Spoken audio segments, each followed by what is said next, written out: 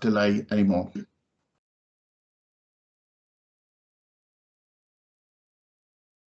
And Professor Chowdhury, good morning to you, and good morning to everybody in Gujarat from London. I'd just like to start off from the London Policing College to say how proud we are and honoured to be involved in this project with you. And I got a message to say people cannot hear. Is that correct? Can you hear okay? We can hear you. You are audible. Okay.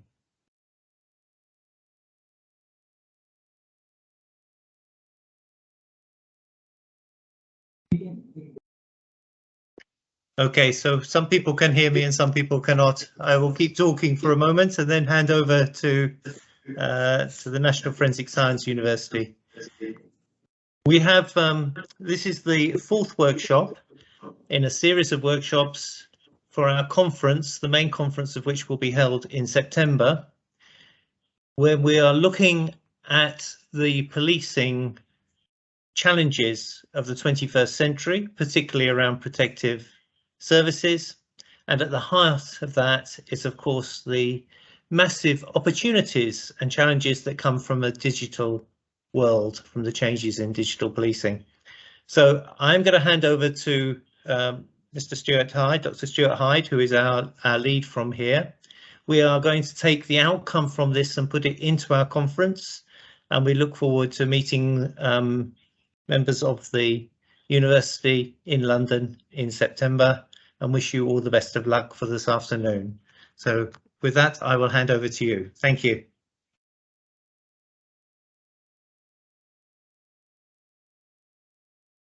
On behalf of National Forensic Science University and London Policing College, I welcome all the participants to this fourth workshop prior to the conference, which is going to be organized in the month of September on cyber policing challenges and way ahead. It's a very important area, and we know that now cyber crimes are on rise and it has become a global phenomenon.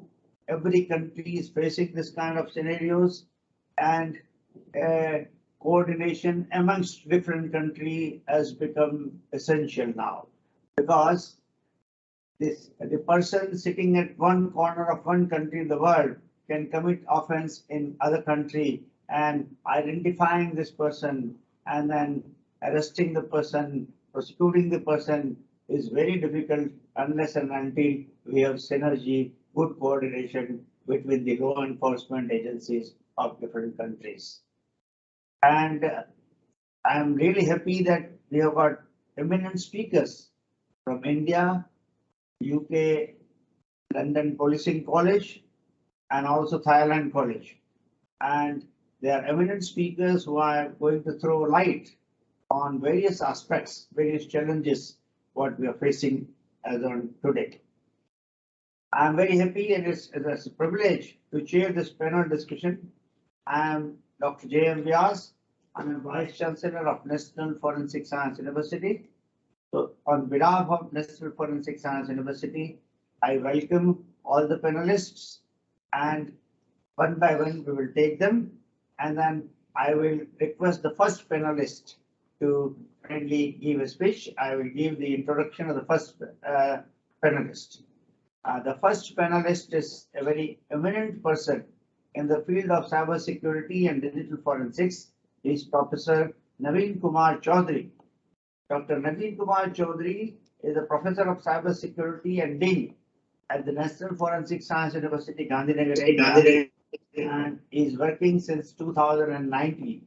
He holds bachelor degree in information technology and telecommunication and engineering, and master degree of engineering in digital communication. He also holds master of business administration degree in human resource management. He earned his PhD in engineering and advanced certification in cyber and network security. He heads the training and international relations department of the university and holding the additional charge of the director of Goa campus of this university. He has an extensive experience of more than 24 years in engineering education, research and government. Prior to joining university as full-time professor, he was director at the Ministry of External Affairs, Government of India. He has also served as faculty and head of department in Faculty of Communication Engineering at Military College of Telecommunication Engineering, MP. In his official capacity as Joint Director and Director in Government of India, he steered many cutting-edge ICT projects and worked extensively on policy formulation in cybersecurity and e-governance. He is the recipient of Letter of Appreciation for contribution towards the cause of literacy from Brent C. Dennis MP, Algoma, Canada in 1994, Dubai Seva Award for his contribution to cybersecurity education in 2022, and COAS and CCOSC commendation for his innovations and distinguished work in 2009 and 2015 respectively. So he's a very learned speaker, and I request Professor Chaudhary to kindly give his talk. Presentation, please. Thank you, sir. So in the next 15 minutes, I'm going to touch upon some of the crucial aspects related to the cyber policing, especially in context of India. As you know, that technology adoption in India is very fast. We have a population of around 1.4 billion people. Around 60% population in this country is below the age of 34 years. If you look at the internet connectivity in this country, around 658 million people, they have got a good internet connectivity. Average speed is around 11 Mbps. There are 467 million social media users in India. And if you look at the recent figures in India, you will find that digital economy is also growing very fast and very strong. If you look at the figures of December 2021, you will find that around 37.90 billion digital transactions were conducted in India. If you look at the mobile connectivity, 1.14 billion people, they have a mobile cellular connectivity, and majority of them, they use the internet, mobile internet, using the cellular services. So India, in terms of digital profile, it is one of the leading country. Can I have a second slide, please? Now, looking at the complex nature of cyber attack, what is happening? Because cyber, when we talk about the cyber space, it is a virtual. There's no border. This virtual cyberspace has no border, no geographical restrictions or limitation of any kind. So what is happening in other countries, it is happening in India also. So what are the cyber crimes which are relevant to the other country? The same thing is relevant to India also.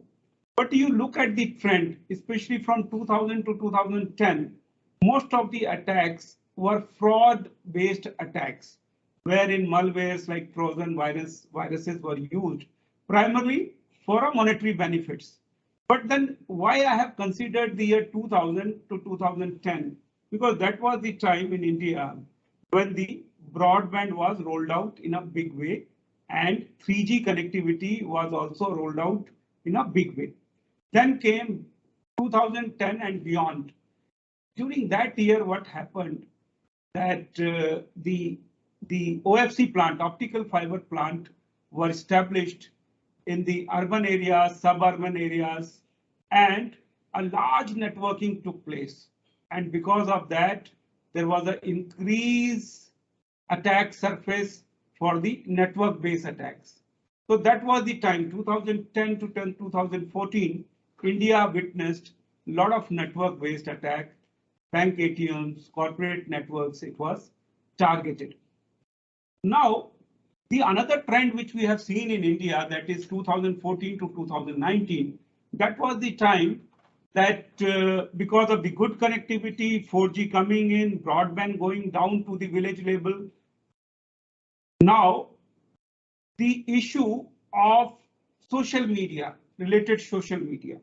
People adopted to the social media in a very, very fast mode, and there were a lot of presence of Indians on a social media.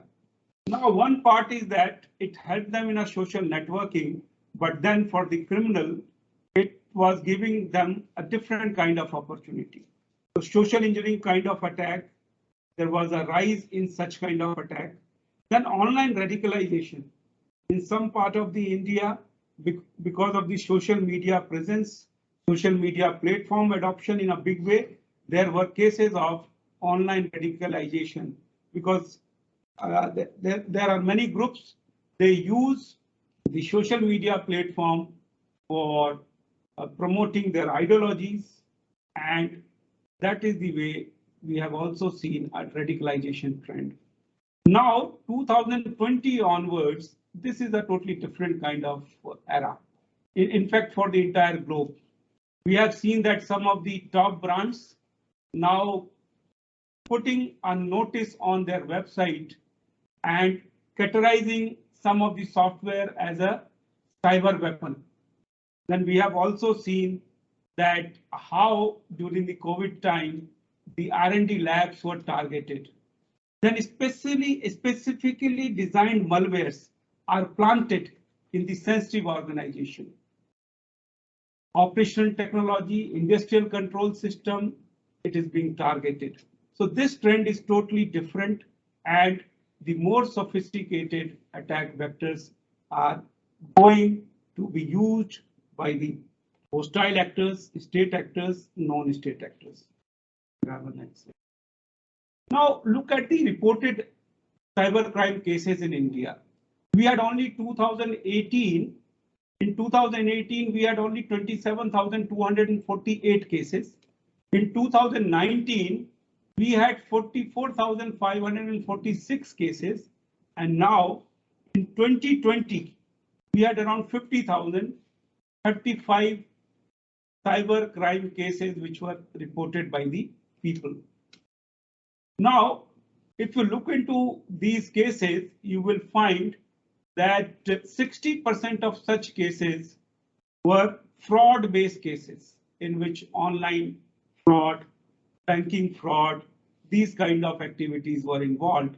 And then sexual exploitation related cases were around 6.6%. And then the extortion related cases were around 4.9%.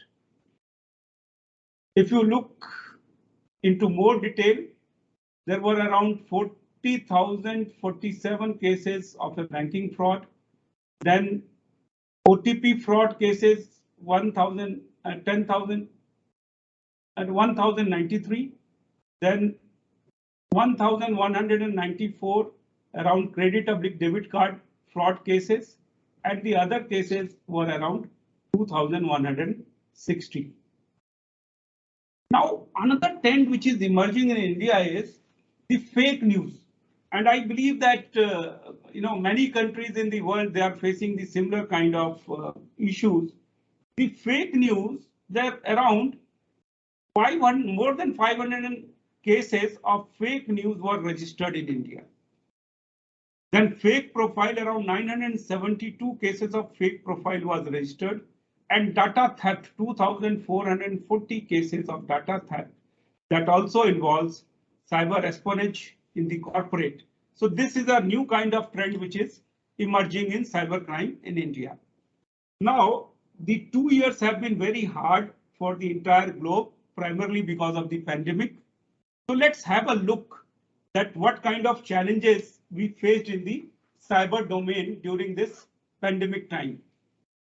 work from home and enlarging of less protected IT infrastructure, people were asked to work from home. And since in the home, they did not have the same kind of cybersecurity arrangement what they enjoy in the office. So there were more people who were targeted while working from the home. Now, India is also known as the pharmacy of the world. So there were many cases wherein some of the top-notch pharmacy companies which were actively involved in the vaccine research, their labs were targeted. And during the COVID time, there were also cases wherein critical national infrastructure like power grid, nuclear power plant, these kind of sensitive infrastructures were also targeted. Now, there were many COVID theme-based social engineering attacks wherein many fraudsters, they offered some medicine, COVID advice, they sent a link, lured people to click, and these people ended up installing some malware in their device. So non-state and state-sponsored attacks had increased. And in the meanwhile, it was also seen that social media was also used for a hatred crime. That was also a trend which we saw in the pandemic. In the pandemic, the other side of the drone, like societal side of the drone was there, but at the same time, anti-societal use of drone was also observed, especially along the hostile border. There were many cases of violation and smuggling, dropping of arms, narcotics. There was in one of the cases, even drone was used to drop this explosive on one of the sensitive installation in northern province of India. Now, when we talk about the challenges which law enforcement agencies they faced or they are facing in managing the cyber security ecosystem in India, I will list out few. There are many. So cyber policing organogram and manpower. So if you see that there at the headquarters, they have a main lab and then they have a cyber ranges at the different districts. But considering the nature of crime and the number of crimes, the current staffing norm and the organogram is not good enough to tackle the load of cybercrime cases. There's a requirement to enhance the manpower. There's a requirement to take a look at the organogram, revise the organization setup, and increase the manpower. Primarily, the police forces, they need more cyber forensic expert. In fact, they need a now specialized cadre. Now, social media monitoring. So many social media platforms and majority of the service providers, they are not in India. Though the IT Act in 2021 was amended because there was a misuse of the social media platform also. Some of the rights have happened because of the misuse of the social media. The way fake news were propagated, the way the hatred-based crime, hatred-based messages were propagated on the platform. So there were such issues. So there's a requirement to monitor the social media 24/7. Now dark web monitoring. Please finish. Because 15 minutes have gone. Yeah. So dark web monitoring is also one of the issues. Then counter drone and forensics, that is also one of the issues.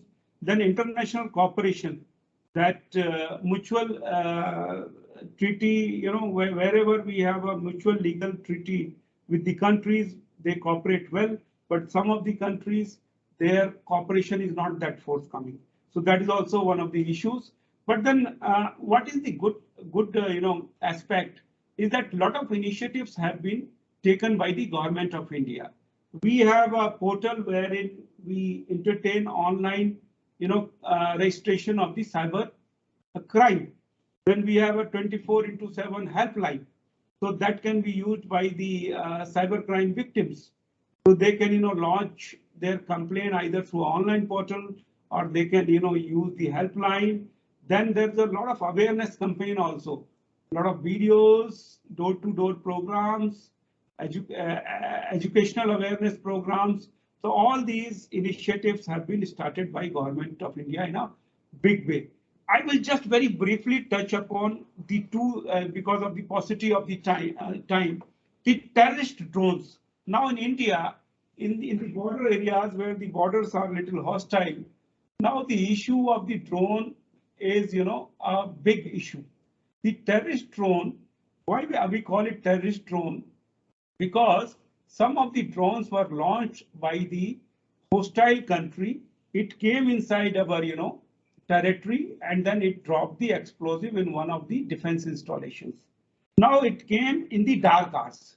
So with the drone, the main issue is that your electro-optical sensor, it does not work during the dark hours, and the conventional radar is not able to catch the Doppler signature of a small object like drone.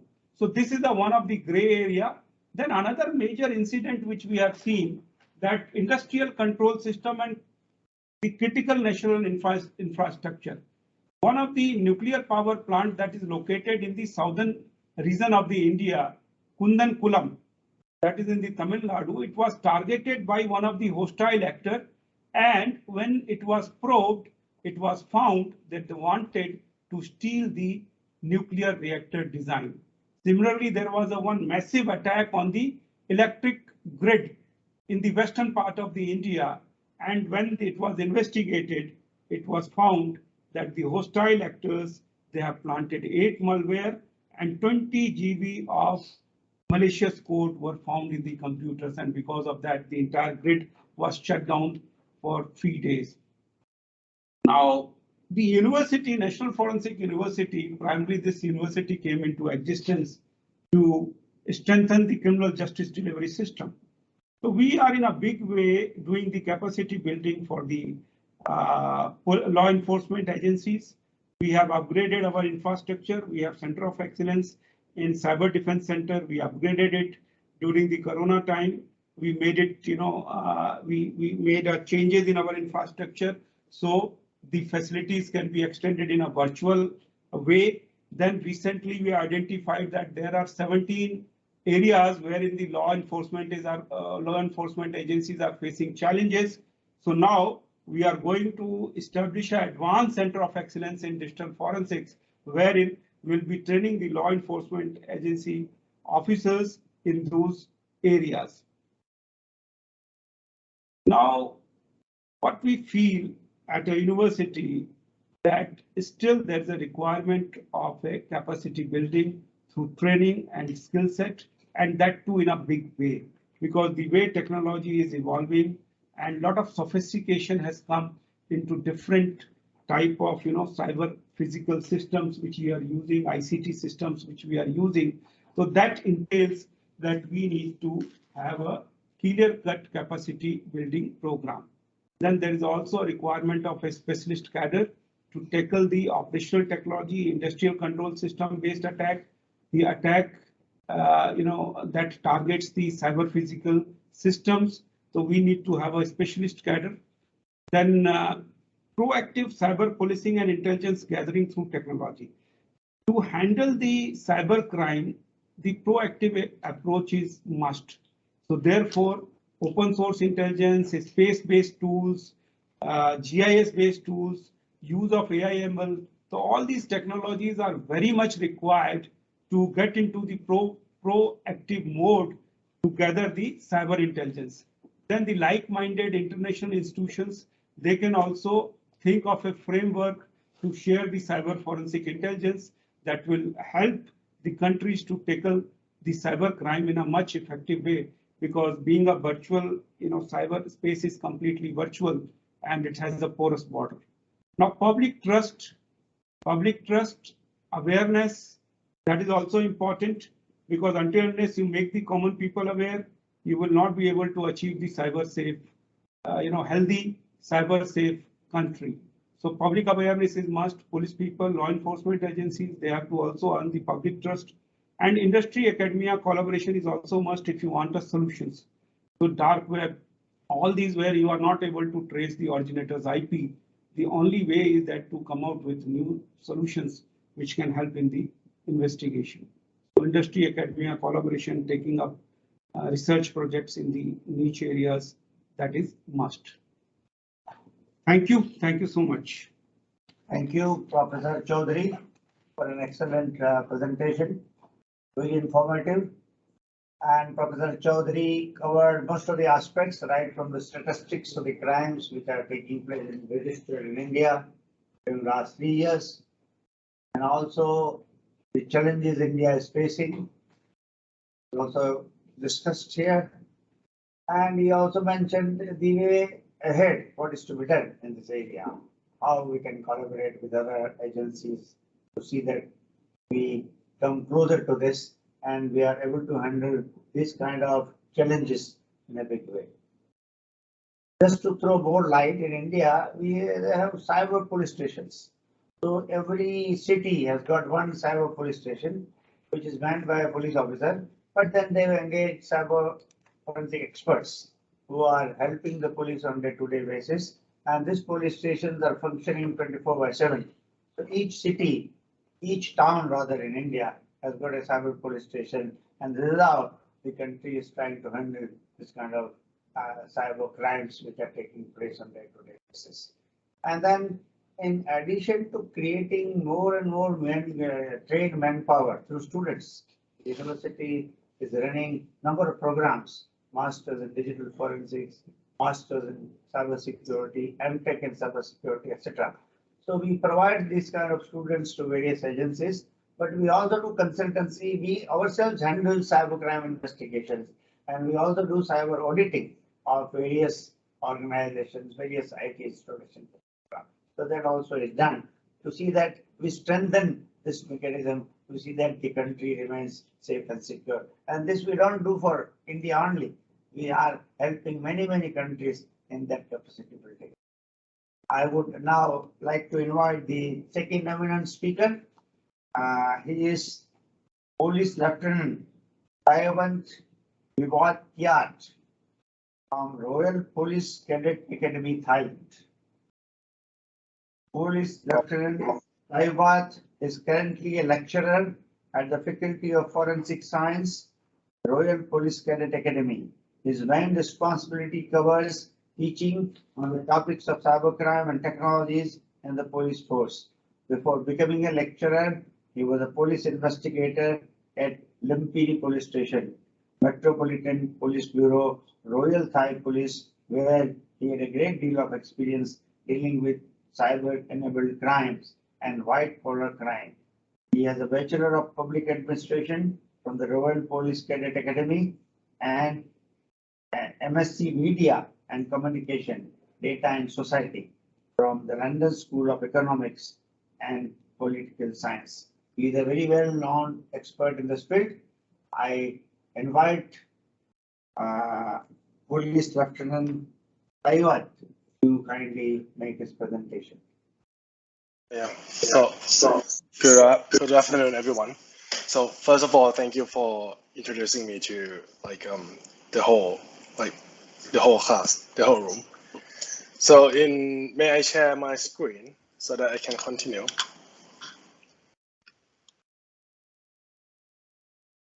Or can you all see the screen? Right. Okay, so in this workshop, I divide the content into 4 parts. The first one is the current situation of cybercrime in Thailand. And the second one is how cyber-dependent crimes and cyber-enabled crimes are handled in Thailand. And the third one is the challenges of cybercrime in Thailand. And in the final part, I will propose the potential solutions to tackle cybercrimes in the perspective of Thailand. Without further ado, I will walk you through the current situation of cybercrime in Thailand. As everyone knows, under the umbrella of cybercrime are cyber-dependent crimes and cyber-enabled crimes. Cybercrime trend in Thailand has been leaning toward cyber-enabled crime side. To give you all a clear picture of what's happening in Thailand, I request a cybercrime report data of 22nd July 2022. Like, sorry for like having this in Thai, but I will translate to you all. There were 371 reports with regard to cybercrime. Yeah, and only 3 of the reported cases were cyber-dependent crime, which all of the 3 were hacking. The total asset loss in 22nd July this year was about 48 million baht, or about $101,300,000 US. And out of the 371 reports, 150 cases were cases where cases that have strong connections. For example, the same bank accounts were used to receive money from victims in different cases. So looking at a bigger picture, in June 2022, there were 14,819 cybercrime reports in total. However, there were only 38 cybercrime dependent counts, which were 37 hacking cases and 1 ransomware cases. I'm certain that by this point, everyone gets the gist of the situation in Thailand. So I will then move on to the second part, like how cyber-dependent crimes and cyber-enabled crimes are handled in Thailand.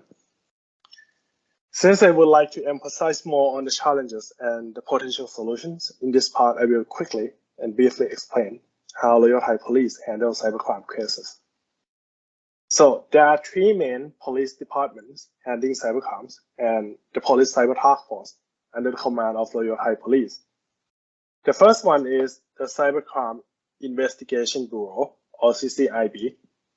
And the second one is Technology Crime Suppression Division, or TCSD.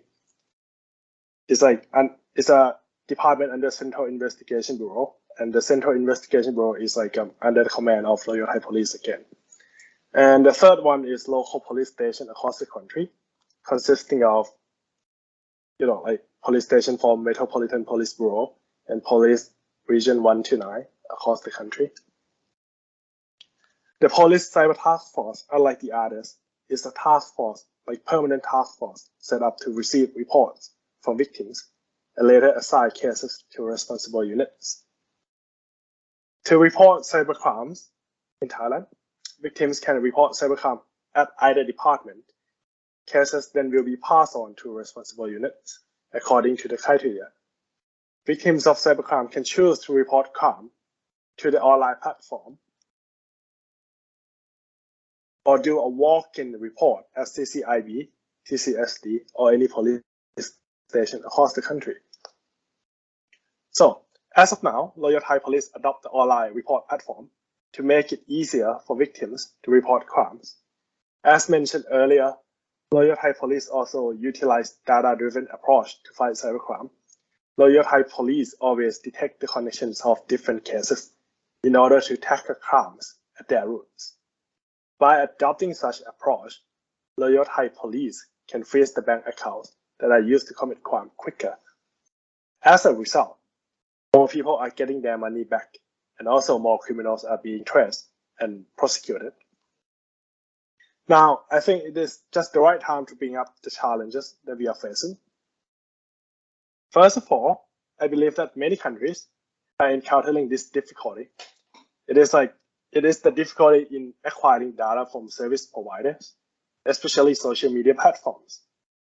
So in this context, I would like to categorize service providers into those that cooperate well with law enforcement agencies and those that barely cooperate or do not cooperate with law enforcement agency at all.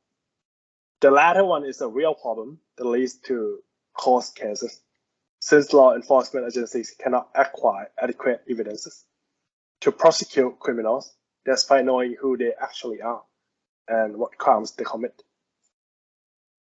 Another concern is the delay of the response law enforcement agency get from service providers. According to Thai laws, service providers need to keep log files for 3 months.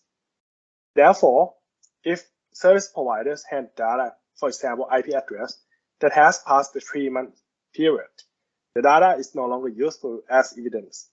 Since a dynamic IP address keeps changing as time passes by, a law enforcement agency cannot use that IP address to identify criminals anymore.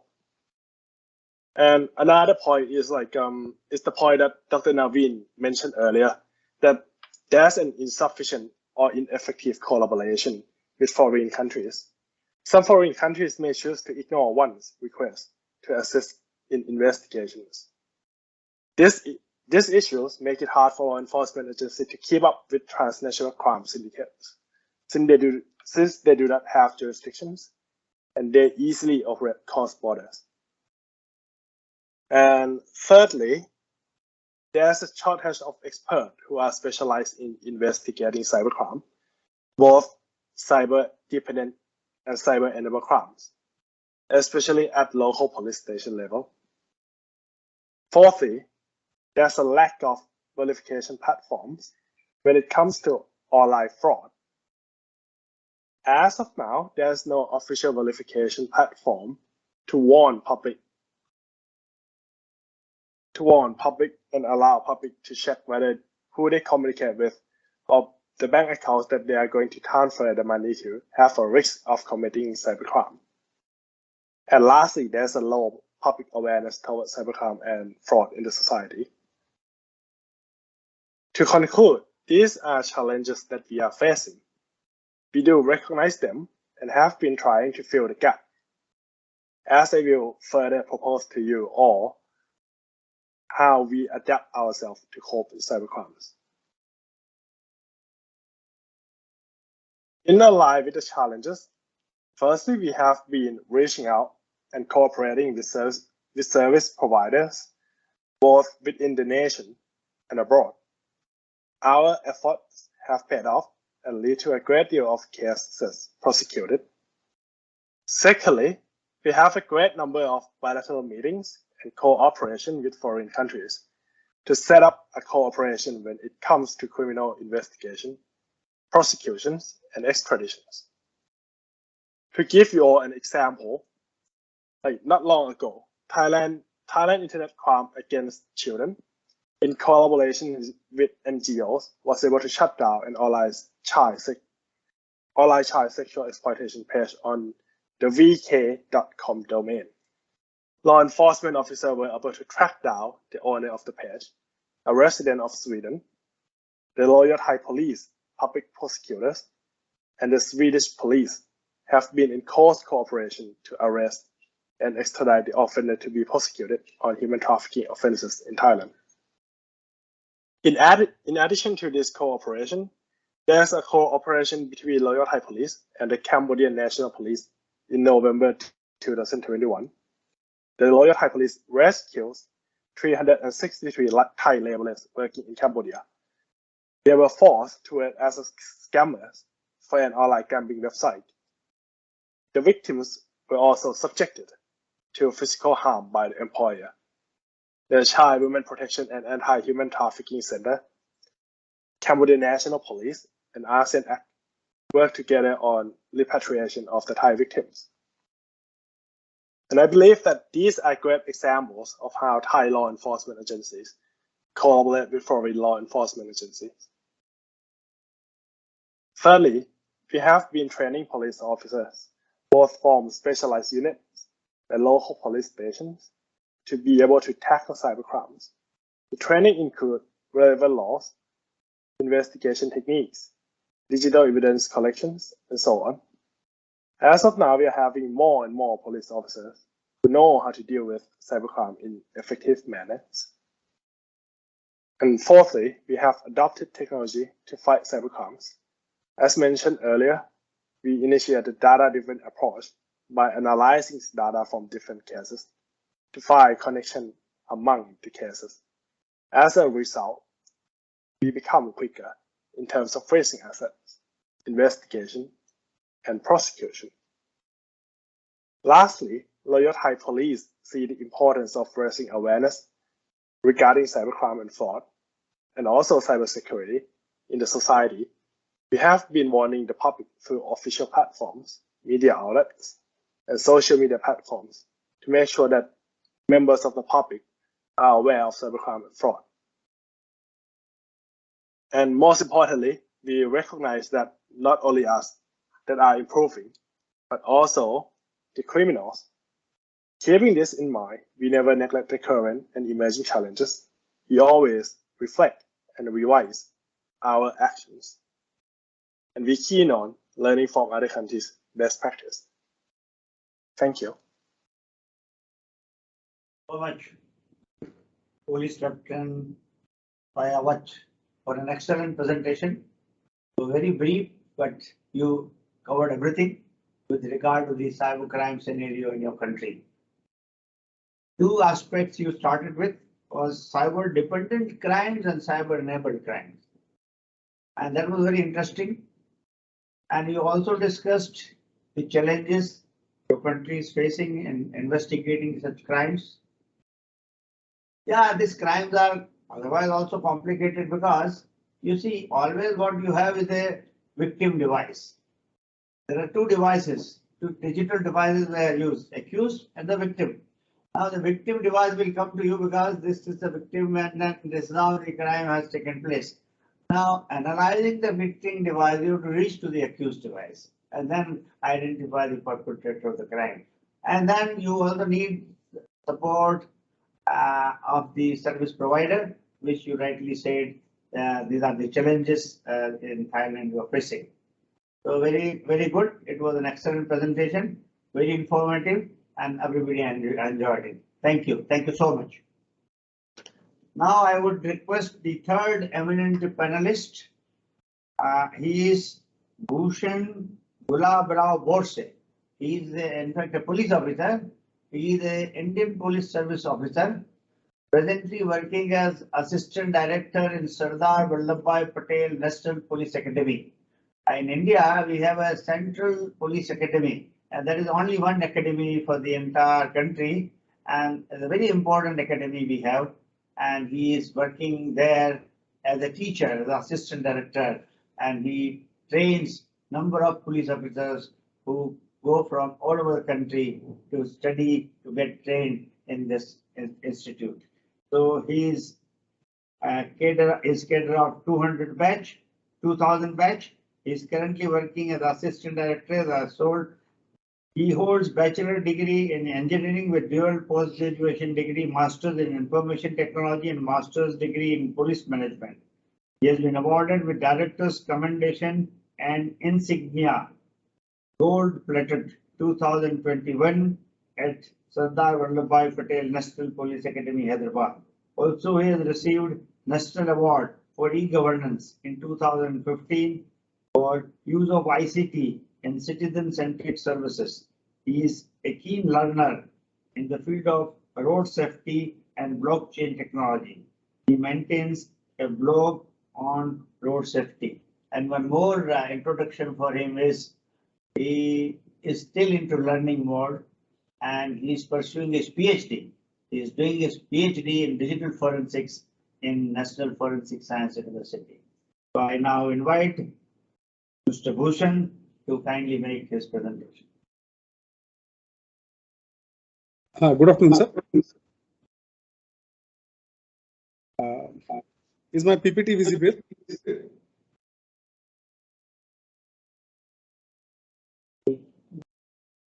Not yet, sir. Yeah, it's visible, right? Respected Vyas sir, respected Naveen sir, and all the officers who are attending this one-day workshop. Very good afternoon to you all from Hyderabad. Any crime will be some way linked with money, and cryptocurrency is just another form of money, and that's why it becomes very important for all the law enforcement agencies and other government agencies in any country. Let's have a look at the cryptocurrency regulations. You can see here most of the Western world, Western Europe and Australia and New Zealand, they are by and large, it is considered, cryptocurrencies are considered as legal. India, China, Russia, we still have process going on to whether criminalize possession of cryptocurrency or not. Especially in our country, there is a cryptocurrency bill under consideration in the parliament. We can see these are the very latest figures, as on date, there are more than 20,000 cryptocurrencies into existence. Market capitalization is almost $1 trillion. Apple took decades to reach to this target of 1 trillion company. And this cryptocurrencies at one point of time, just Bitcoin had reached $1 trillion market capitalization. So it speaks volume about this new technology. Bitcoin and Ethereum are, of course, the dominant player in this market. And 24-hour volume of the transactions is given in the slide. More than 507 exchanges are operating in the country. Mr. Bhushan, your PPT is not seen here.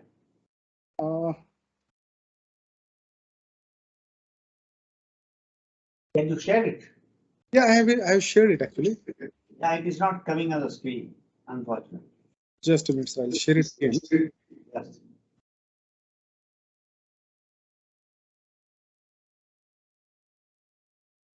Is it visible, sir? No.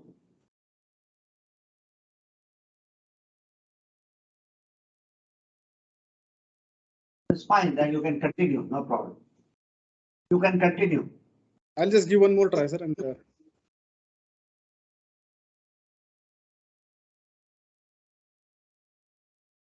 is this visible, sir, now? No. Okay. It's fine, you can continue. Yeah, fair enough, sir.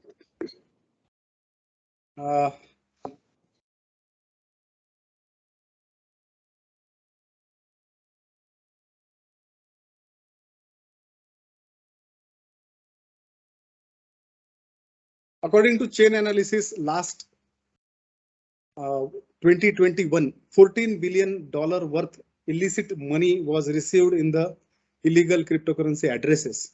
It is huge amount. Malwares, terrorism financing, stolen funds, scam. These are some of the modes in which this money was received. Now, when we talk about the cryptocurrencies, they fall in two different categories. One is transparent cryptocurrencies and another is privacy-oriented cryptocurrencies. So the well-known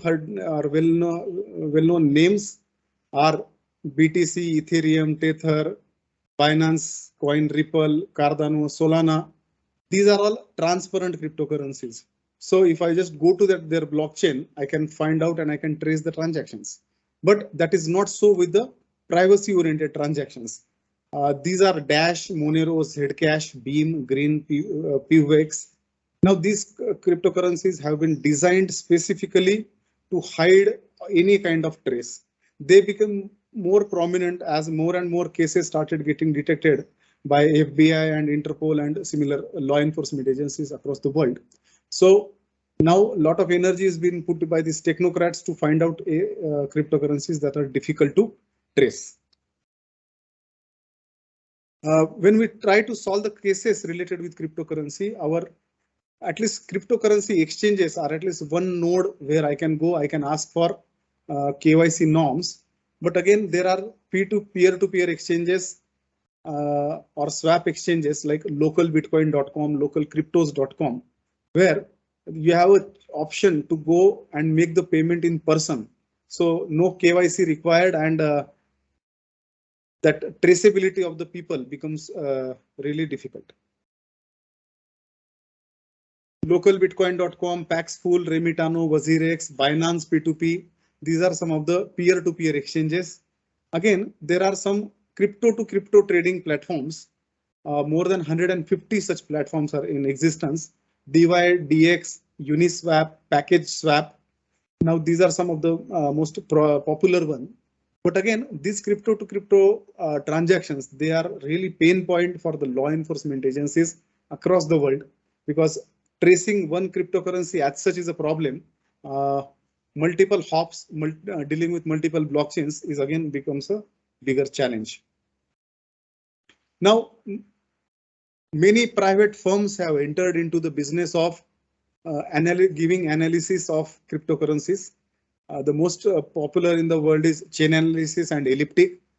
Other ones are CipherTrace, GraphSense, BlockSci, ScoreChain, Blockseer, and all. Chainalysis, Elliptic, Crystal, CipherTrace, these are all paid tools. GraphSense and Blockseer and all, these are free tools. Now, though these agencies provide the tools, the basic challenge for the police remains that any tool is as good as the person who is operating it. So until unless my man on the ground or my investigating officer is not well versed with the cryptocurrency, he will not be able to make optimum use or best use of these tools. As sir told, I'm doing research in NFSU. I must have read more than 100 research paper on cryptocurrency forensics. And what I find is that hardly 8 to 10 cryptocurrencies forensic investigation has been done in different research papers. That too, major pie is taken away by Bitcoin. So you pick up any random paper on cryptocurrency forensics, 70% or 80% chances are there that it will be all about Bitcoin.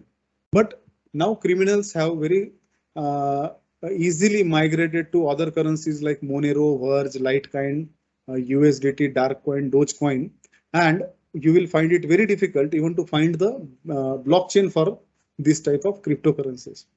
So there is a huge research gap when it comes to the cryptocurrency forensics.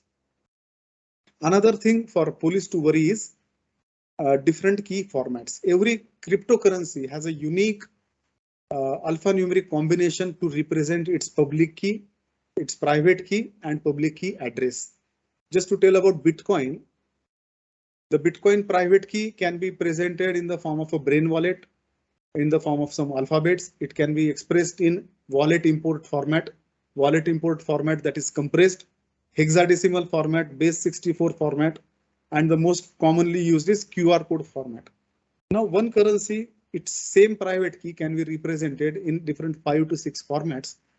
Just imagine there are 20,000 different cryptocurrencies, and I have not come across a single paper that mentions that these are the formats. Similarly, some free tools like BTC Scan and all, they extract strings and Unicode, ANSYS code for this cryptocurrencies, but these are mainly meant only for Bitcoin. But if the criminal has made use of Monero or Verge, no such free tools are available in the market. So that is another challenge for the police. Third thing is different types of wallets. With every passing day, more and more companies are entering into creating their own wallets. Most popular hardware wallets are Trezor, Ledger Nano, KeepKey, BitLox. And these wallets, as the cases Interpol publishes that we have, or any other law enforcement agency gives this news that we have arrested this criminal or this gang with these kind of wallets, immediately these companies start working on improving the privacy of these wallets. So in addition to regular private key, there will be a passphrase given to these wallets. There will be mnemonic seed as a recovery tool for those wallets. There is a possibility of keeping 1 or 2 different clones. So even if you have arrested a criminal and the police or law enforcement agency do not transfer that cryptocurrency from his wallet to their own wallet, the criminal's friend or wife or any family member can immediately start working on that clone wallet and they can shift their cryptocurrency. So challenges for police are far more, and the convenience for the criminal is far the difficulties for criminals are far less, and the convenience is far more. Traditionally, the artifacts, if I have to list out the artifacts that a digital forensic investigator look for when it comes to the cryptocurrency case, they are public key, private key, public key address, mnemonic seed, passphrase, transaction ID. The wallet usually does the label that whom exactly that person is sending it. So the transaction ID as well as the label becomes very important source of information for law enforcement agencies. Timestamp, log data, email ID, cookies. Now, one research paper has mentioned about the cookies and OAuth tokens that are used in Android phones, bookmarks, pagefillsys, hyperfill.sys, API request, because not all cryptocurrency wallets are client based. Any wallet that is not client based will be again connecting to the node or server of that cryptocurrency. So there will be a lot of API requests that the wallet will be making. And of course, a device metadata is a standard forensic artifact that we actually look for. Now coming to the most important part, what are the research gaps? I already said that there are 20,000 different currencies, so they have their own different format, and there is no repository of such format. Again, one of the standard way of doing forensic analysis is searching for file signatures. Now more and more currencies into the market will have more and more signatures. So job of forensic investigator become very difficult. Again, serious from any national security point of view, two things are very, very important. That is money laundering and terror funding. So in conventional banking sector, we had some red flags or behavior models by which you can mention or you can analyze that this particular transaction looks like a terror funding transaction or it looks like a money laundering transaction.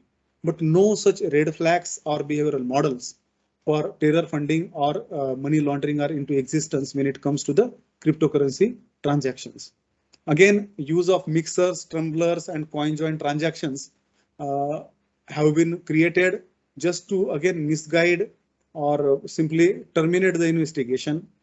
The signatures of use of mixers and all, some researches have been made, but it has not percolated down to the field level.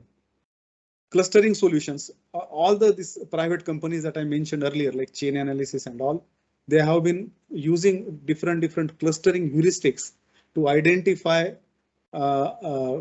criminals or to identify the miners or to identify the exchanges. But such technologies are not available at the field level police stations.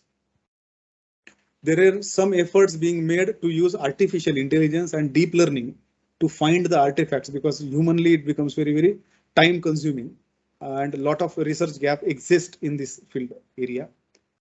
Multiple variables. You just think 20,000 different cryptocurrencies, almost hundreds of wallets.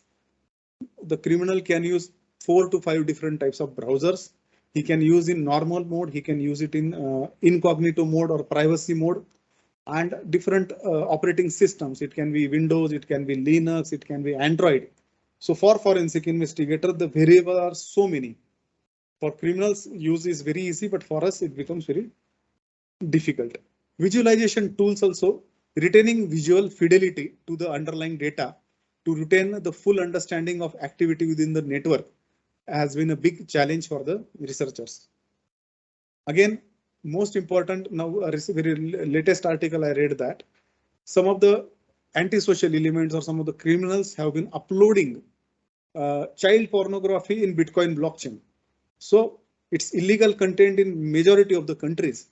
So even this, if this such data is present into the blockchain, it is called as arbitrary data. If such illegal data gets uploaded in any blockchain, the mere possession of that blockchain will become a criminal offense. So how are you going to deal with that? Because in coming days, all the police formation, all the law enforcement agencies may have to maintain their own Bitcoin nodes or similar cryptocurrency nodes. So how to deal with this, how to safeguard the entire blockchain from this kind of attacks is another challenge area.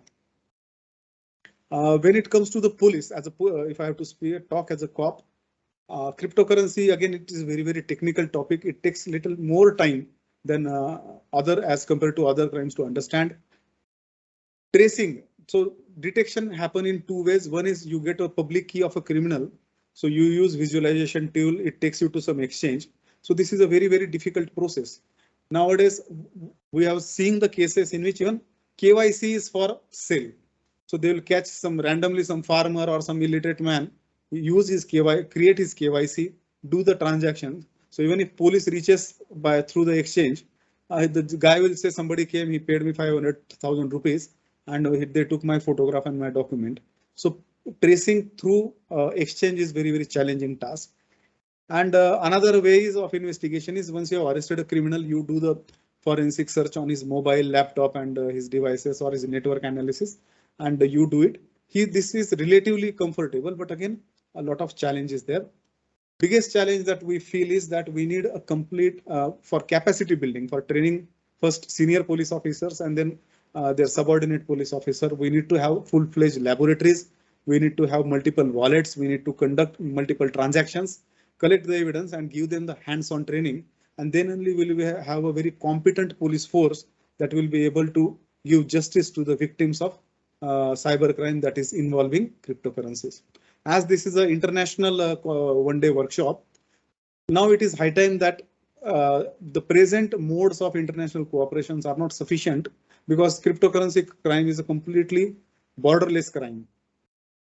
We need to have an international body that can act as a repository of all the exchanges, all the wallet service provider, and their legal officer who can be contacted in case of any doubt.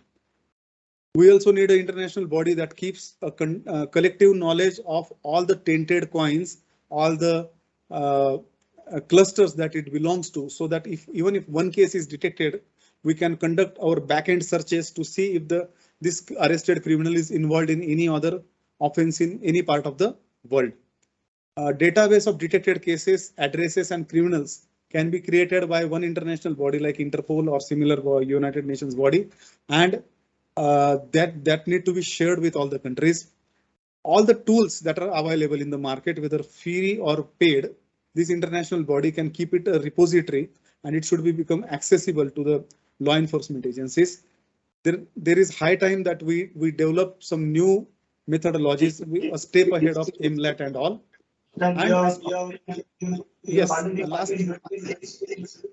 Yes, sir. Last sentence, we need to have stringent and uniform regulations for exchanges all over the world. With that, I complete my talk. Thank you very much, sir. Thank you for this opportunity. We touched upon a very important area of cybercrime, that is cryptocurrency. We also call it a digital currency. In India, the transactions in cryptocurrencies are not legalized. Some of the countries have legalized them. And then, so in India, any transaction you do using cryptocurrency, normally black money, the investment is done in the form of cryptocurrency. And then illegal use of cryptocurrencies through dark web, dark net, and deep web. So you purchase all kinds of illegal arms, drugs, etc. That is more dangerous. And these kind of investigations are posing big challenge. So this is a very important area, and every digital forensic expert or a forensic investigator has to have idea of investigating cases where cryptocurrencies are used illegally. So this is a very important investigation. Thank you, Bhushan. Thank you very much. Now the next eminent speaker is Mr. Stuart Hyde.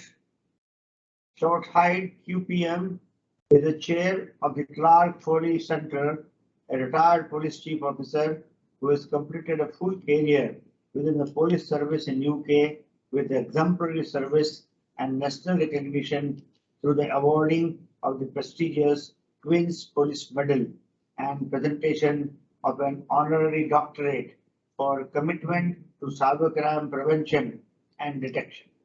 Since retirement, he has delivered a range of training as far afield as Abu Dhabi, and is vice president of both the Society for the Policing of Cyberspace and the High Tech Crime Consortium.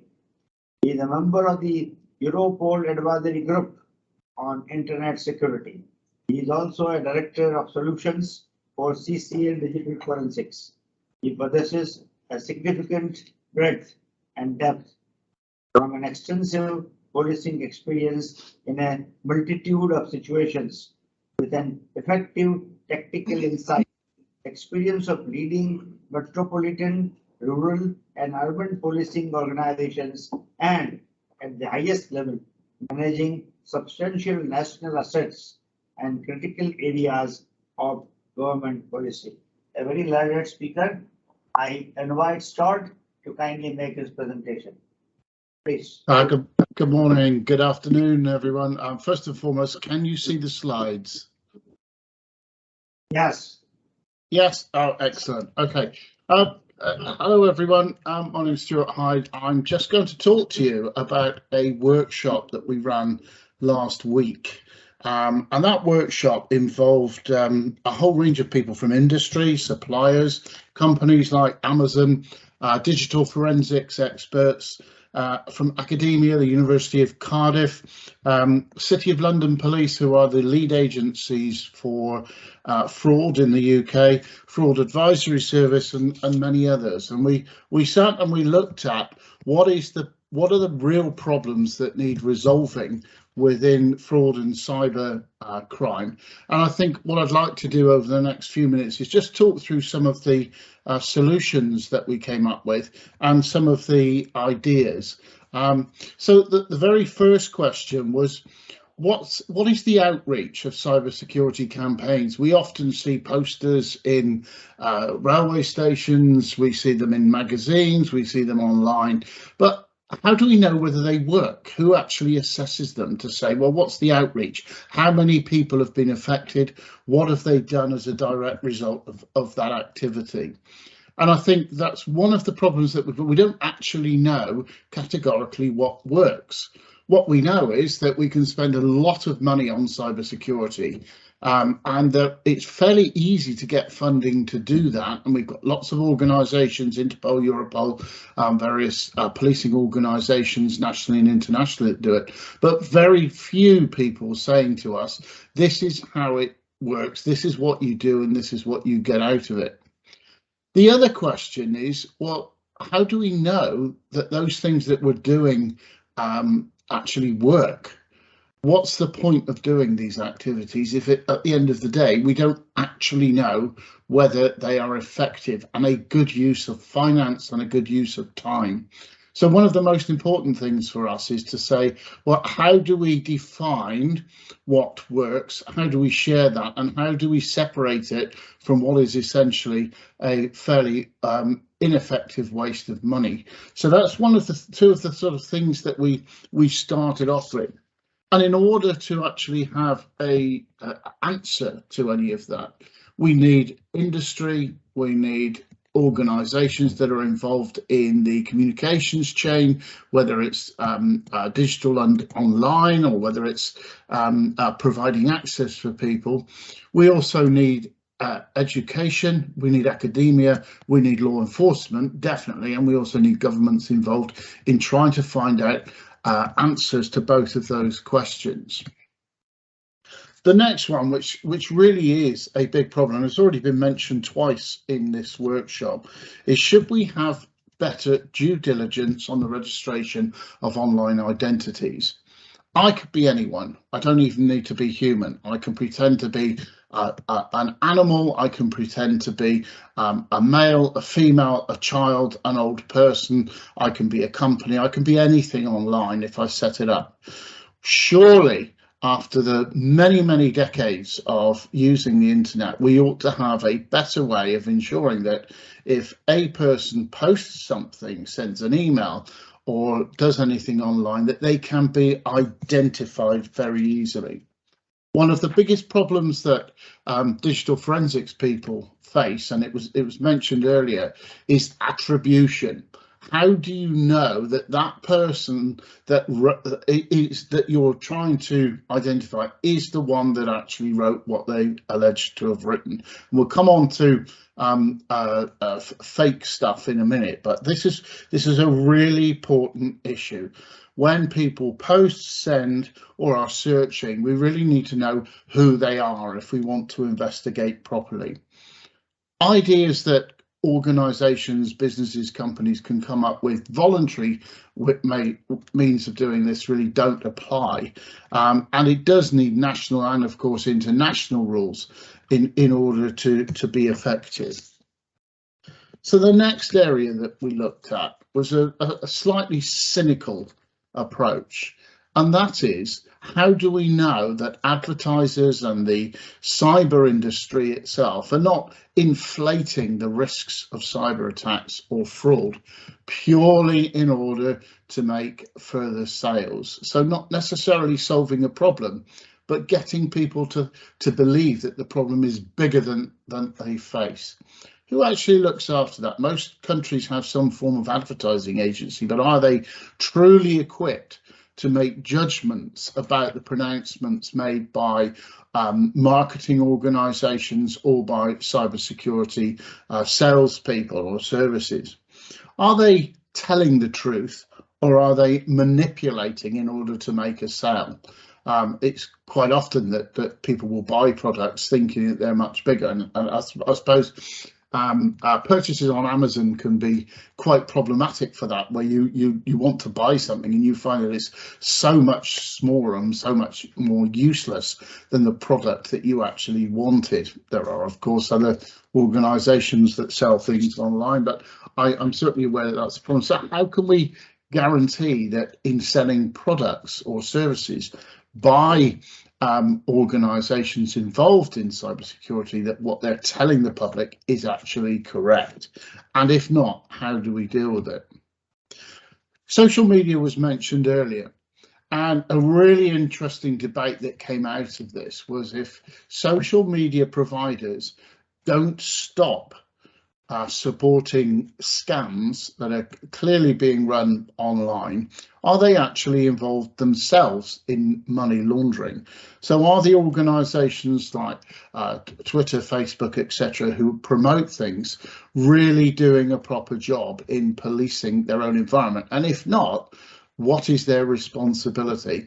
And I think that was a really valid point that was made during that workshop.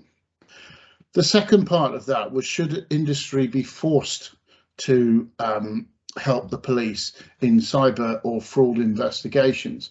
Currently, in most countries, it's a mixed bag of how much those organisations help law enforcement. Certainly in the UK, there are agreements, there are processes in place, but it isn't on the basis of a required responsibility on those organisations to help the police.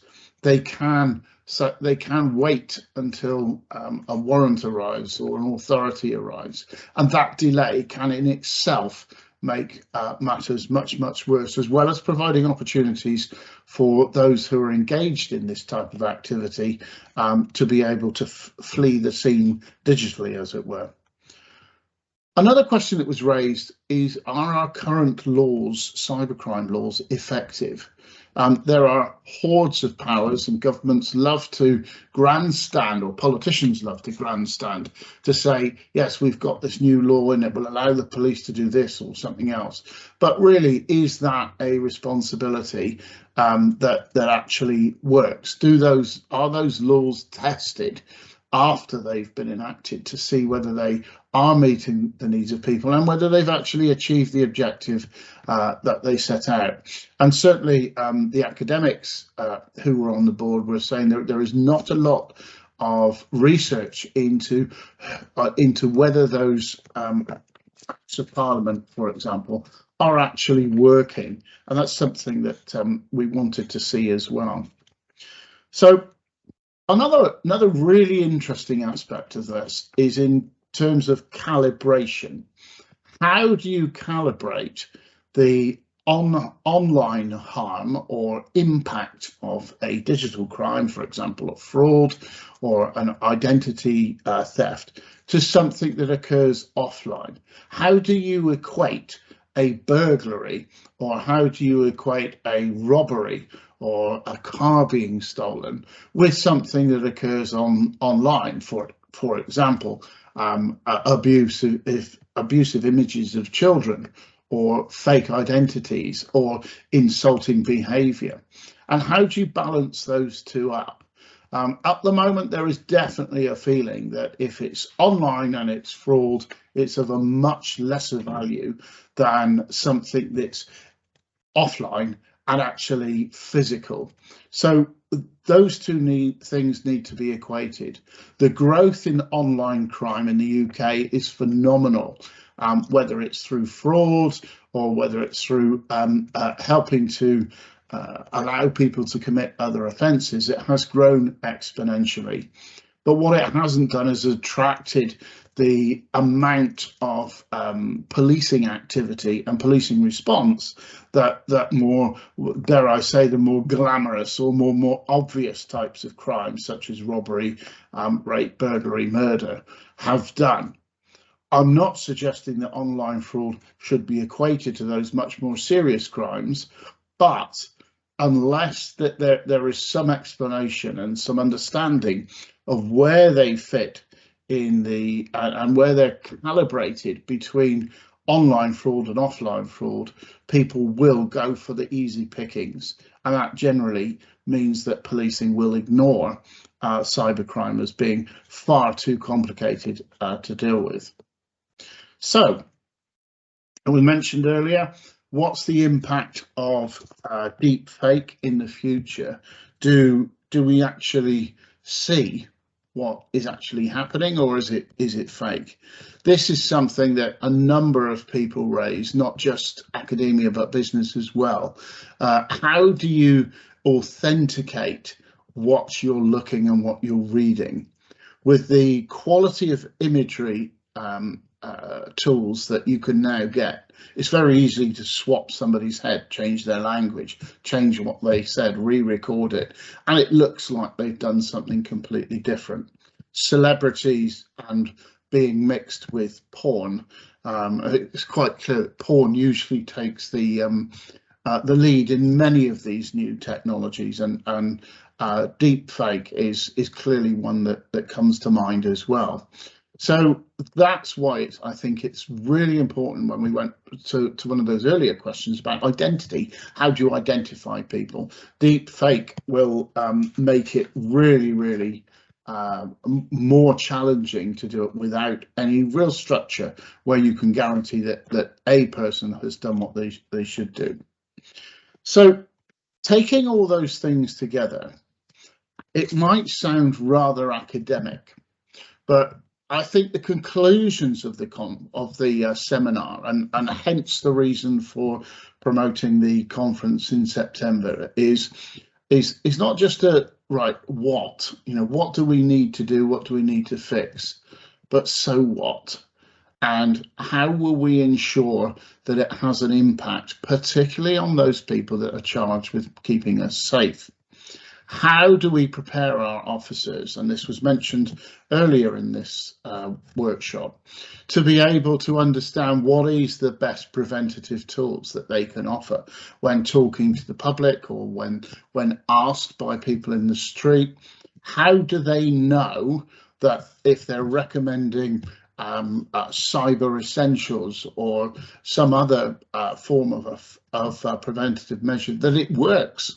How can we do that? How can we deliver these tools in a way that the officers themselves will understand? How do we ensure that our officers are digitally capable and able for the rest of their careers? What education do they need in terms of digital forensics? It's okay going to a crime where somebody, for example, has been attacked, and they know that there's information on, say, a Twitter feed or Facebook or Instagram that might help them in that investigation. How can we make it easier for them to be able to grab that evidence and put those offenders into court? And also, to be fair, how can we guarantee that they can get information that might disprove an offence, so it can be stopped, a judicial system can be stopped fairly early, rather than ending up at a Crown Court and then being thrown out? And then enforcement. How does law enforcement, policing across the country, whether it's local policing or national or regional policing, how can they guarantee that they can get access to the information that they need in order to undertake the job that they do? All of the questions that we've raised in the workshop will be addressed at the conference in September, and we'll be looking to work with academia, with law enforcement itself, through people like the City of London Police, through the National Police Chiefs Council, in order to try and build up proper answers to those questions. But the focus of those questions must be about how do you make it relevant to street cops? How do you ensure that those police officers that are walking the streets, driving around the streets, understand what they can do, understand how to get evidence, and understand how to bring people to justice? This is the start of a journey. We hope from the conference that we will raise probably 4 or 5 different pieces of activity that all of those agencies agree with, all of those key stakeholders say, yeah, that's something we want to solve, and that we can then start the process of finding solutions.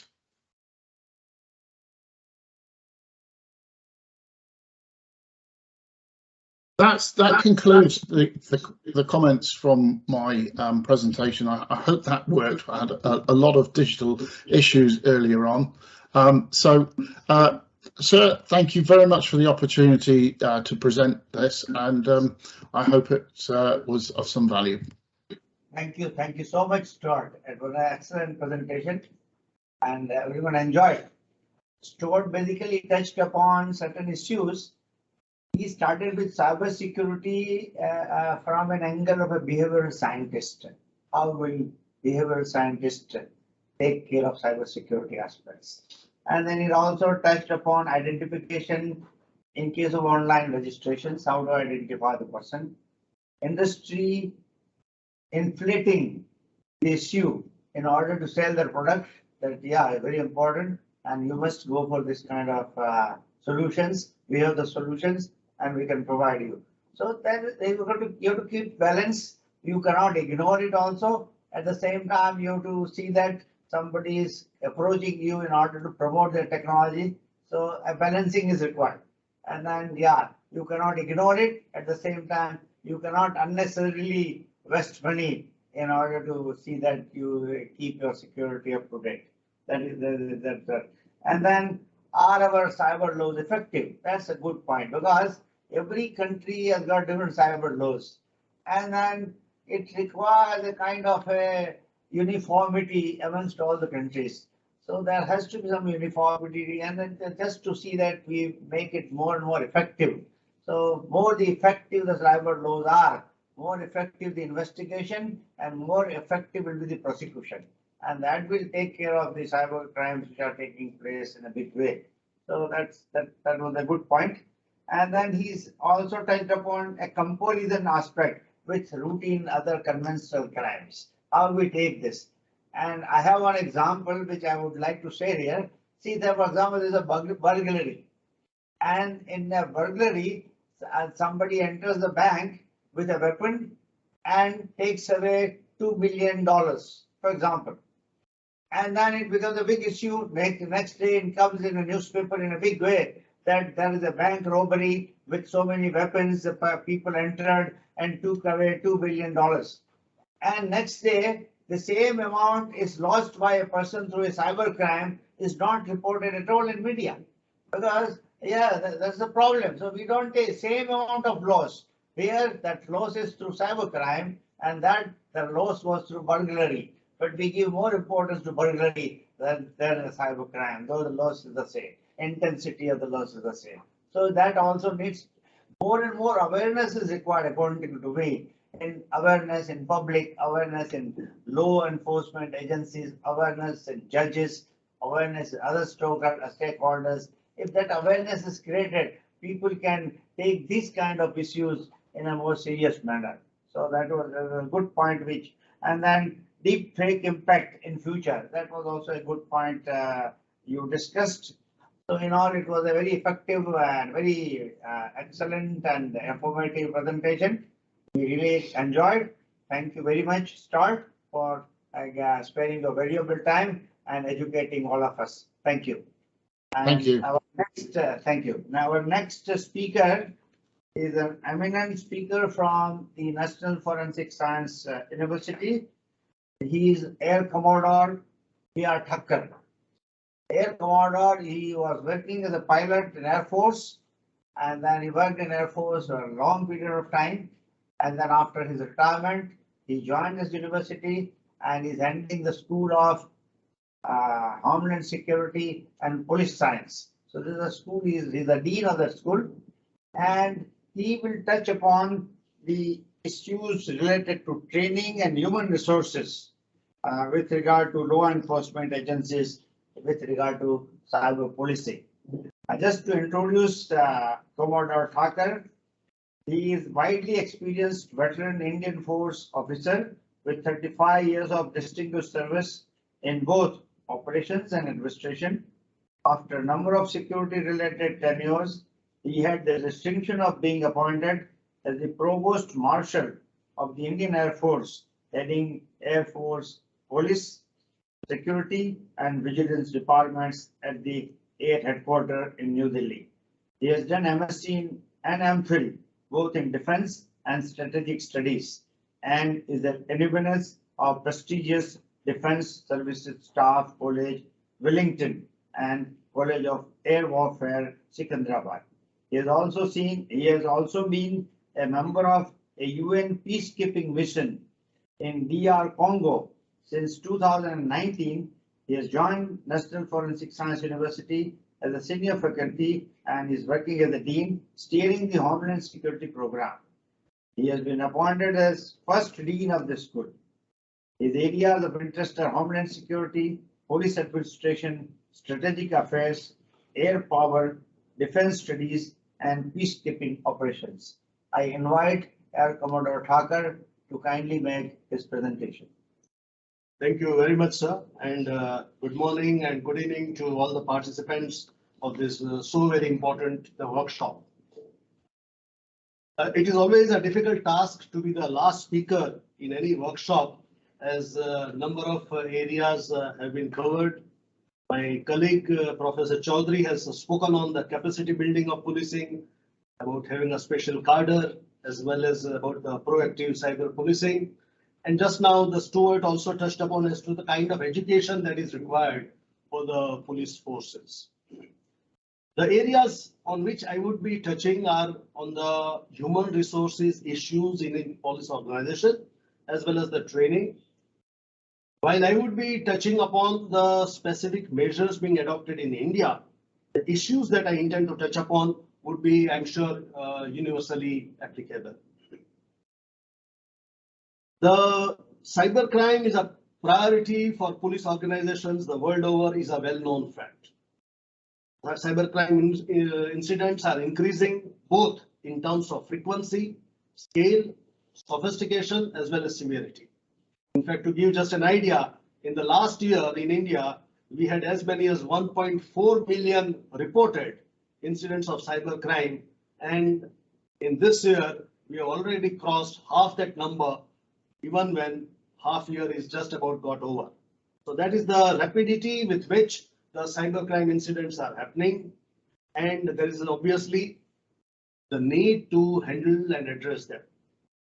What is becoming difficulty is the complexity which is associated, and as a result, the measures that are required to prevent these kind of cyber crimes, because that is the kind of training, preparedness, and the manpower that is required for the police forces. Honorable Vice Chancellor just now mentioned about the difference between the burglary and a cyber crime. It is indicative of the kind of reorientation which is required in the minds of people who are handling these crimes. Because while the cyber crime is prevalent for quite some time, the forces probably have still not settled down, have still not oriented themselves to handling this entirely new dimension of crime that has emerged the world over. I would first touch upon what are the HR issues related to the cyber crime. It goes without saying that as far as the police organizations are concerned, the attention being paid is not as much or not at the same pace at which the cyber crimes are exploding. There are three main areas which are bugging us. First is the escalation of the quantum of work which is required to be taken by all the cybercrime units world over. Besides the quantum of work, there is also a requirement to have appropriate resources to handle this increased demand of cyber crimes. And thirdly, the level of skills and training which is required in these cybercrime units, which obviously calls for substantial upgradation to address the complexities of investigating the cyber crimes.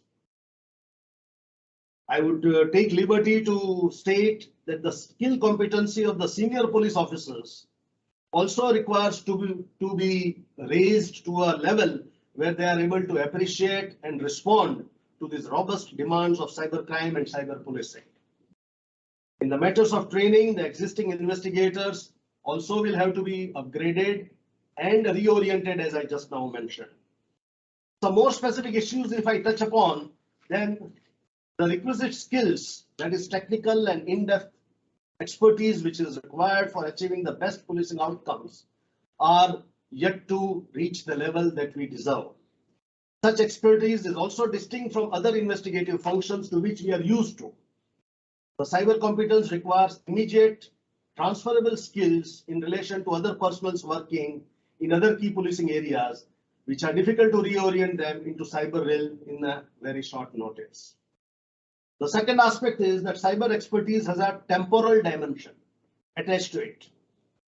What it means is the dynamic nature of technological changes, which creates pressures for upgrading the knowledge, and it is reflected in the rapidly evolving nature of cyber offenses. As a result, long-term plans for upskilling the staff is what is the call of the day. The third aspect is may not be applicable everywhere, but there is also a temptation to go to the private sector where the pay and other privileges may be much higher than what a government or a law enforcement agencies may be able to offer. The career progression of cyber experts within a police organization is also an area which needs to be looked into. Because the cyber police units is a particularly complex setup, and there may not appear at the moment a clear structure for the promotion which would motivate the people to work wholeheartedly. It is incumbent on police organizations across the globe to appreciate these unique staffing challenges in order to optimize their prospects for forming effective specialist cybercrime units. There are certain initiatives which are taken as far as India is concerned. We have a Ministry of Electronics and Information Technology, commonly called as METI, which has set up an information security education and awareness project. It's a multilingual web portal for different sections of the population, but it has got an absolutely exclusive area for the police forces. AirNet, or Education and Research Network, is one of the implementing agencies for government officials training. The objective is capacity building in the area of information security to address the human resource requirements in the country by training the government officials, especially the police officials, creation of mass information security awareness, creating of national repository of courses on information security, and to design countermeasures against various types of attacks. Advisories, conduct workshops and conferences, observe Cyber Awareness Month, and also introduced cybercrime and cyber hygiene in the school curriculum. The challenges which are faced by police as far as cyber crimes are concerned are well known. I shall not spend time on this. Absence of high technology, crime and investigation infrastructure is well known. The darknet issues, where the self-destructive mailboxes and proxy servers are available, where the fake IDs could operate, which is well known. The absence of an upgraded FSL at every district level to deal with cyber crimes. These things are well known to us. And so what is the solution? What is the kind of training or upskilling that we are looking at? To begin with, we look forward to having a dedicated and a high-end cyber and development research centers, at least at the state level, if not at a lower level. There needs to be, to start with, appointment of cyber forensic consultants till we have in-house expertise at a police station or at a district level. We also need a public-private partnership for hygienic cyber ecosystem. We are looking at a platform, a cloud-based platform, where our nodal and network systems could be practiced, could be trained upon. Shared knowledge and skills for investigations is taken for. We also need the simulated environments, basically to conduct exercises, basically to train the staff, wherein the cybercrime scenarios could be simulated and can propel to a readiness plan. Data analytical tools for social media is what we require. We also need continuous redesigning of training methods. The way technology is changing, the way cyber crimes are being evolving, there would always be a need to redesign the training methods and to upgrade the skills. In addition to that, besides the training, I feel that the search and seizure laws need to be liberalized because they are all designed for in-person kind of offenses, which we have been seeing all these years. And lastly, there needs to be separate cybercrime courts for the speedy disposal of the cases. So these are some of the training and upskilling suggestions that I have. What is India doing about it? So far, most states are roping in the consultants from private sector to fill in the prevailing shortfall of experts. Some of them have established predictive units to analyze data points where more vigilance and policing may be required in high-profile events. Expert manpower for prosecution of cybercrime cases are also being hired, but finally it's the police which prepares and projects the cases. Amendments to the IT Act for stringent punishments are also in pipeline, and the cooperation of police private companies for exchange of expertise is being undertaken in various states. Amongst the recent developments, the Ministry of Home Affairs has set up Indian Cybercrime Coordination Center, or I4C, to deal with all types of cyber crimes in the country in a coordinated and comprehensive manner. The MOOC, or the Massive Open Online Courses platform, namely SciTrain portal, has been developed under the I4C for capacity building of police officers, and in addition to the judicial officers through online courses on critical aspects of cybercrime investigation, forensics, prosecution, and their certification. But above all, the National Forensic Science University has been mandated to set up campuses across the country and abroad. And this is for no other aim but to share our expertise and to go for a capacity building in every state, in every area, wherever they may be lacking or they may be desiring. Towards that, campuses are being set up and our training is being conducted across the country. Besides the academic courses, we are also doing capacity building at the university for more than 70 friendly foreign countries by virtue of training the police officers, the judiciary, the prosecutors, immigration officers, defense officers, vigilance officers, all kinds of working professionals. And so far, more than 25,000 foreign officers have been trained at this university, which is in my mind, a major contribution as far as the capacity building is concerned. As far as the academics are concerned, the Honorable Vice Chancellor has established an exclusive school of policing last year.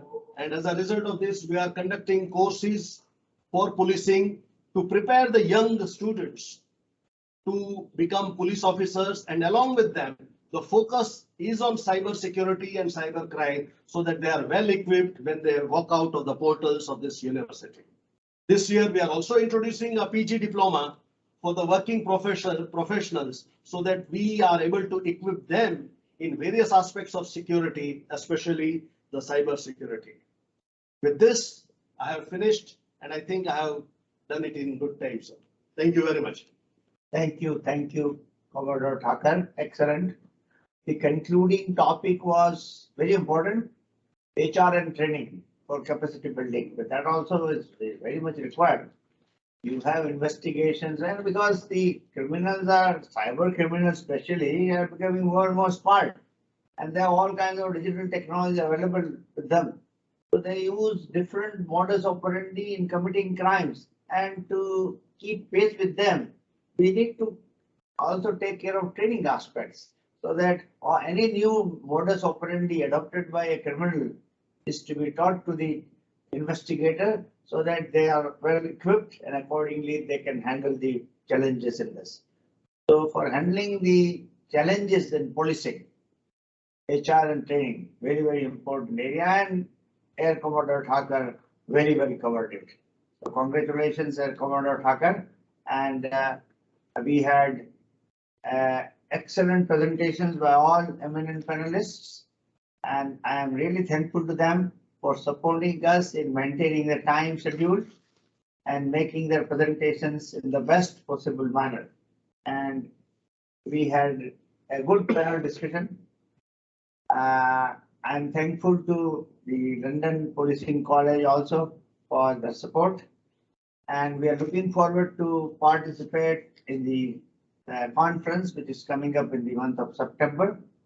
And I would also like to inform the participants that we are also organizing an international conference on digital forensics in association with Interpol in the month of November. That will be done in NFSU headquarters in India, in Gandhinagar. So there also will be sending the pamphlets and brochures and other information to all the participants. You are all welcome. You may participate in this also. And this London-based conference, which is going to be held in September, will be equally important. And everybody whoso is interested can participate and deliberate on this. So we look forward to strengthening our relations. We look forward to strengthening our cyber security capabilities to see that we remain away, but we keep our people safe from becoming victim of such kind of cyber crimes. So that was the purpose with which this workshop was organized. And once again, I thank you all. Thank all the speakers, all the eminent panelists. And if there are any questions, we can take questions for 10 minutes if there are any questions. And I would request the panelists to accordingly respond to the questions. Have we received any question? Yeah, can I just raise the question? I just want to raise a point about the excellent comments made in relation to the requisite skills that are required by police officers. I think one of the things with digital forensics, with cybercrime, cybersecurity, and digital evidence gathering is that we can't wait to spoon feed police officers. Having been the manager of a very large police training centre a few years back, the process was you book in courses, people come to a classroom, they're delivered on a subject, they get tested at the end of the week and issued with a certificate. That process is not how people learn these days. Younger people really want to be able to find the opportunity to learn and teach themselves, as well as having some delivered in classrooms. So we need a blended mix, both on and offline. But more importantly, we need to encourage staff, and particularly police officers, to self-learn. They need to be hungry for information, hungry to find the things that can help them deal with crimes. And I think that's a responsibility that we've all got, whether it's in industry, whether it's academia or public. And I think in order to do that, we need to get people fired up to learn. There's absolutely no doubt that cyber criminals out there are not waiting for a course at a university or waiting for a college course. They are just getting on, finding where they can get the information online and teaching themselves. We need to encourage our cops to do the same.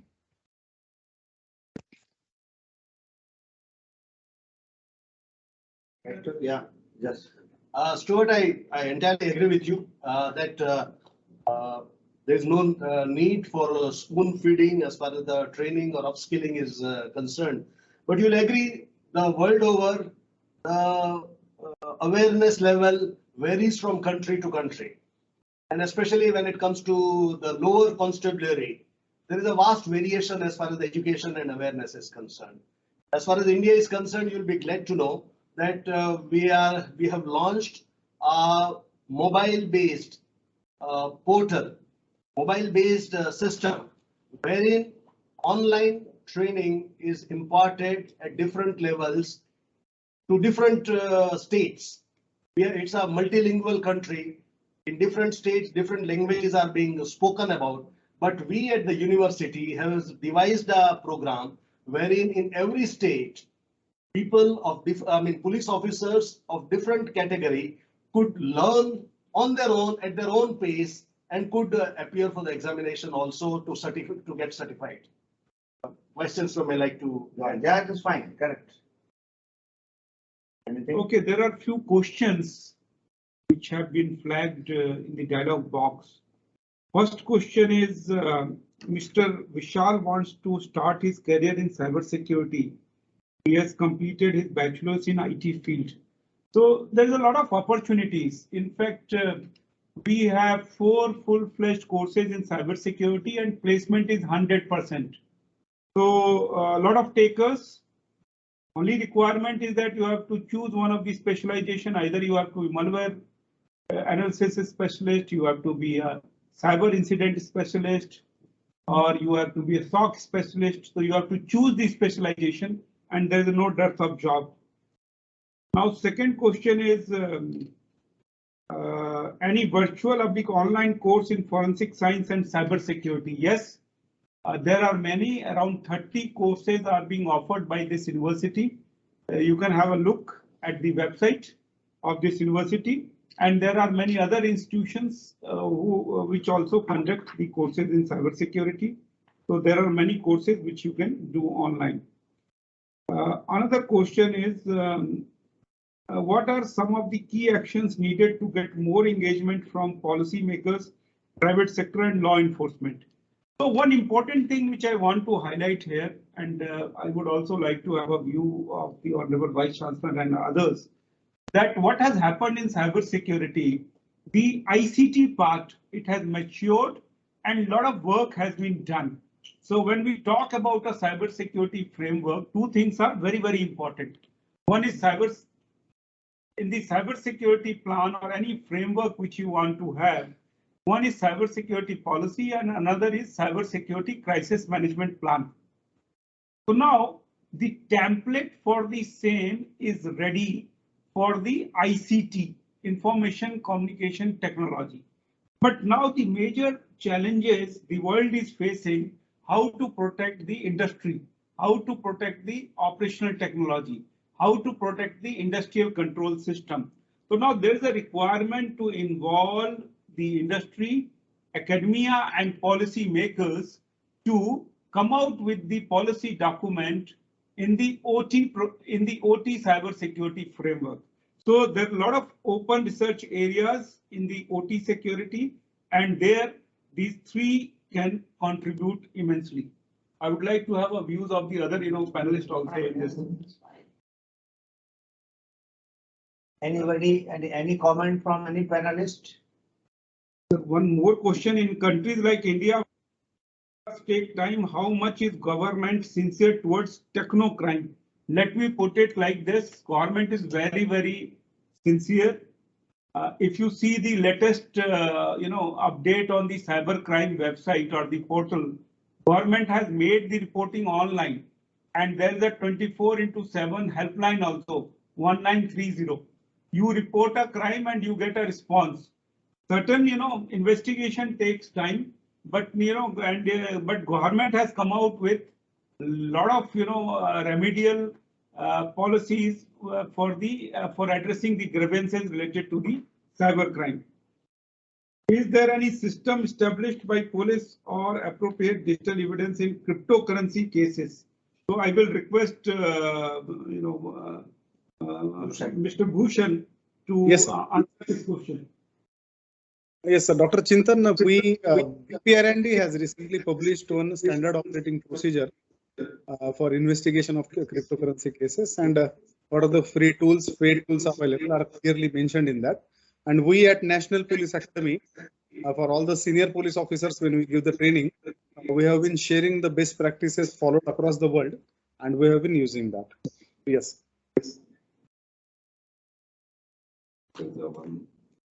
One more question and then we will close. As of the pandemic, online education became a major thing. How child predators are captured in India and how can we protect the young generation online? Dr. Mr. Bhushan, yes, your inputs on this. Yes. Sir, here in this regard, sir, lot of every state CID gets lots of input from CBI as far as this digital intelligence is concerned.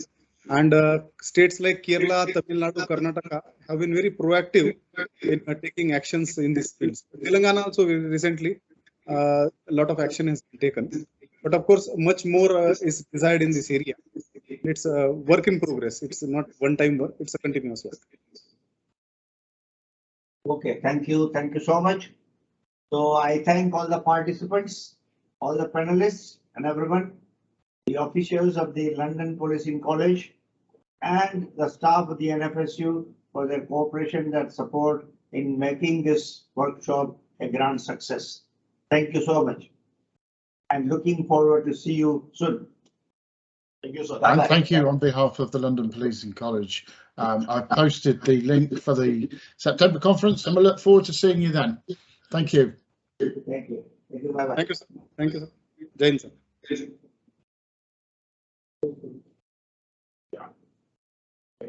Thank you, sir.